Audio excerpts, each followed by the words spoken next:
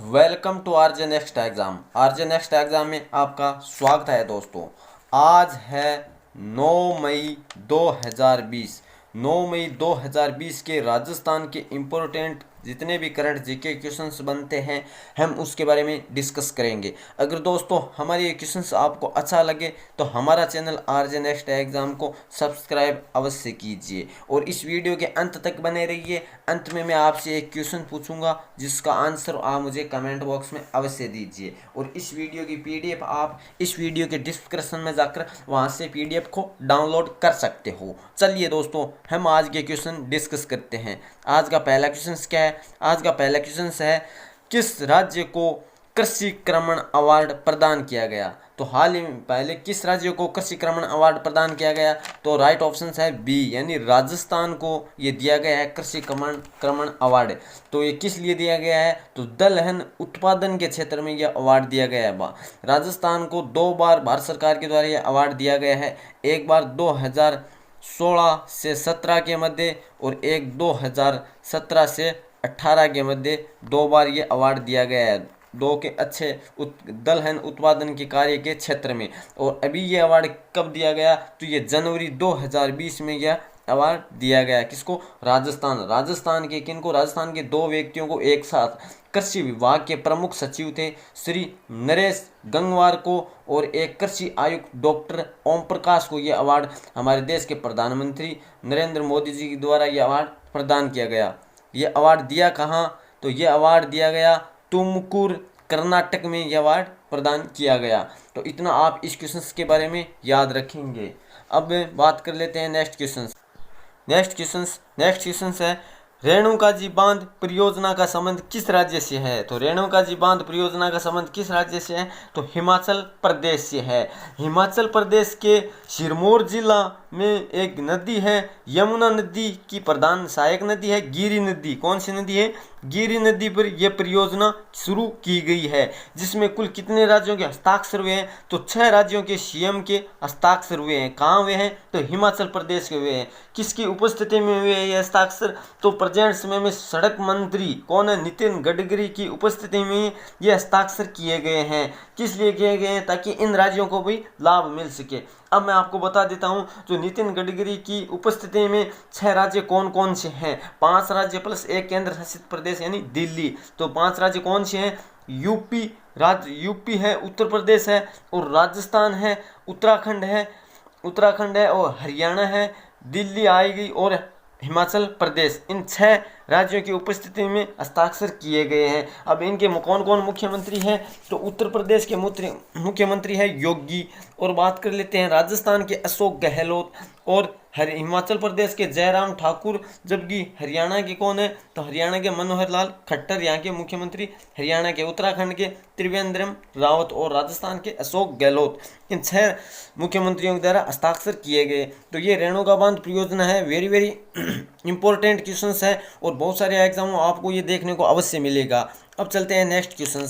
और आज का नेक्स्ट क्वेश्चन क्या है? नेक्स्ट क्वेश्चन है कि राजस्थान की 15वीं विधानसभा चुनाव में सबसे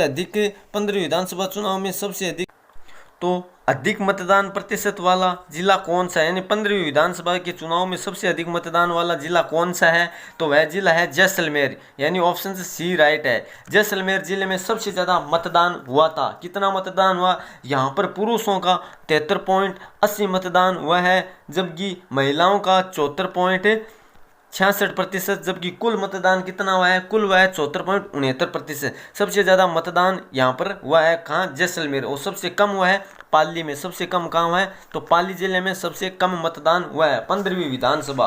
तो 15वीं विधानसभा के अध्यक्ष कौन है? तो 15वीं विधानसभा के राजस्थान की 15वीं विधानसभा के अध्यक्ष है सीपी जोशी। कौन है? सीपी जोशी। अब बात कर लेते हैं ये किसकी उपस्थिति में?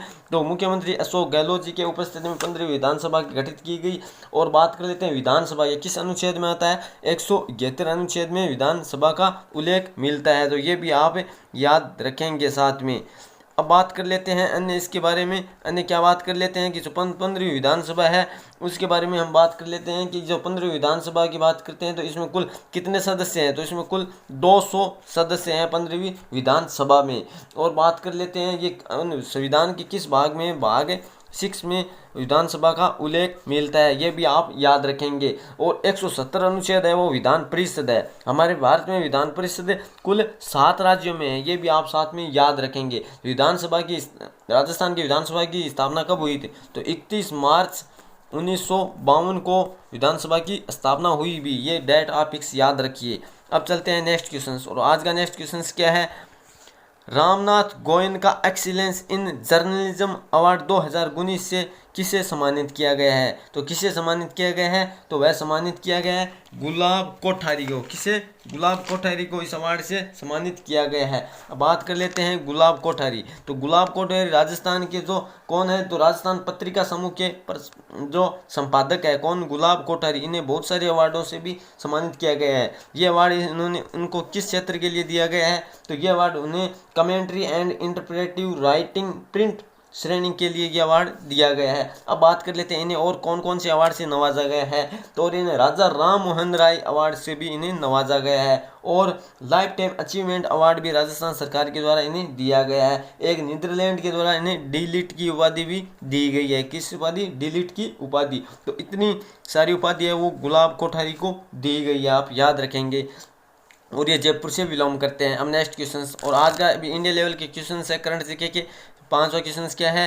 हाल ही में आई फॉर इंडिया कंसर्ट किसने शुरू किया है? तो आई फॉर इंडिया यानी कोरोना वायरस के चलते जो किसने शुरू किया है? तो फेसबुक ने इसको शुरू किया है। आई फॉर इंडिया यानी इंडिया के बारे में जागरूक करने के लिए, कोरोना वायरस के प्रति लोगों को अवेयरनेस पहुंचाने के लिए ये शुरू किया है फेसबुक ने। बात कर लेते हैं फेसबुक के बारे में। तो फेसबुक की स्थापना कब हुई थी? तो 4 फरवरी कब हुई थी? 4 फरवरी 2004 में फेसबुक की स्थापना हुई थी। इसका मुख्यालय कैलिफोर्निया यूएस यानी अमेरिका। और प्रेजेंट में इसके संस्थापक व सीईओ कौन है? Mark Zuckerberg. तो इतना आप याद रखेंगे इस फेसबुक के भी बारे में। और फेसबुक ने हाल ही में किसके साथ जो फिर क्या था? जियो के साथ 9.9 शेयर खरीदा था, ये भी आप याद रखेंगे। अब चलते हैं नेक्स्ट क्वेश्चन। और आज का नेक्स्ट क्वेश्चन क्या है?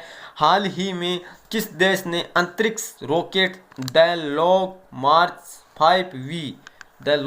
5V सफलतापूर्वक लॉन्च किया है? तो किस देश ने लॉन्च किया है?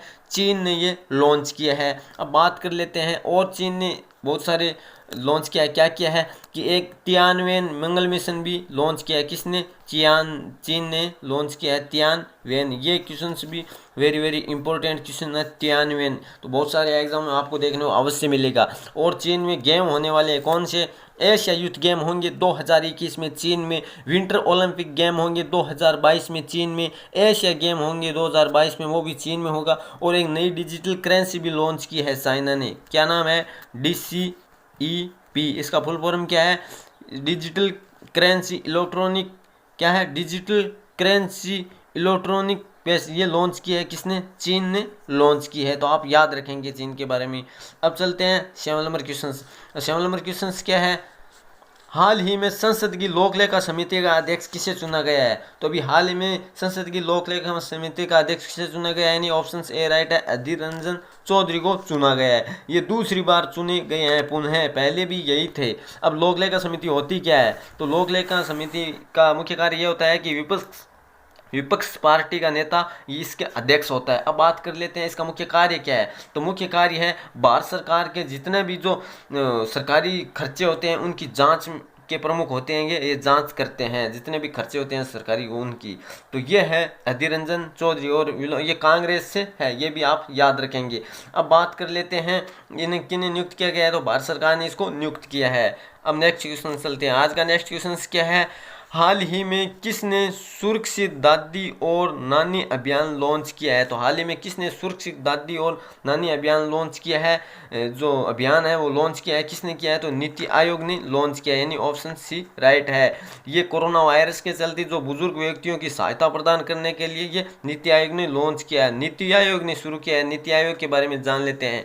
नीति आयोग के भारत सरकार की जो चलाई गई एक नीति है जो नीति आयोग है। अब बात कर ले जो योजना आयोग के स्थान पर है नीति आयोग। नीति आयोग की फुल फॉर्म क्या होती है? NITI Aayog NITA। NITI Aayog full form क्या होता है? National institute transforming India. इसकी स्थापना कब हुई? तो 1 जनवरी 2015 को हमारे देश के प्रधानमंत्री नरेंद्र मोदी जी के द्वारा नीति आयोग की स्थापना की गई, शुरुआत की गई। और बात कर लेते हैं, इसका अध्यक्ष प्रधानमंत्री होता है और प्रेजेंट समय में प्रधानमंत्री मोदी है जो प्रथम व्यक्ति है। अब बात कर लेते हैं इसके उपाध्यक्ष कौन है? राजीव कुमार। और इसके सीईओ कौन है? अमिताभ कांत। तो इतना आप नीति आयोग के बारे में याद रखेंगे।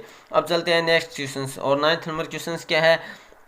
हाल ही में श्रीकांत वैद को किस कंपनी का चेयरमैन नियुक्त किया गया है? तो श्रीकांत वैद को किस कंपनी का चेयरमैन नियुक्त किया गया है? तो वह नियुक्त किया गया है IOCL। किसे? IOCL। ये क्या है IOCL? तो इंडियन ऑयल कंपनी है जो इसका चेयरमैन नियुक्त किया गया है श्रीकांत वैद को।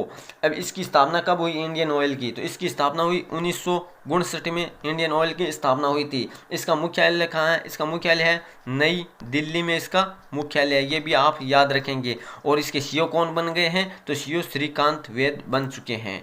अब चलते हैं आज का अंतिम नंबर क्वेश्चन। अंतिम नंबर क्वेश्चन क्या है?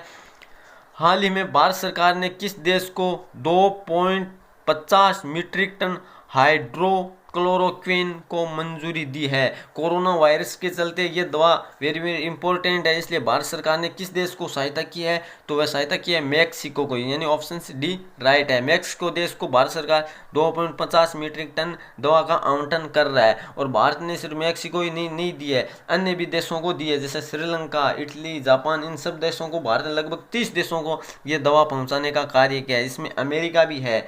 और बात कर लेते हैं इसके बारे में कि जो मालदीव है, मालदीव को भारत ने 6.2 टन का आवंटन दिया था, मीट्रिक टन का।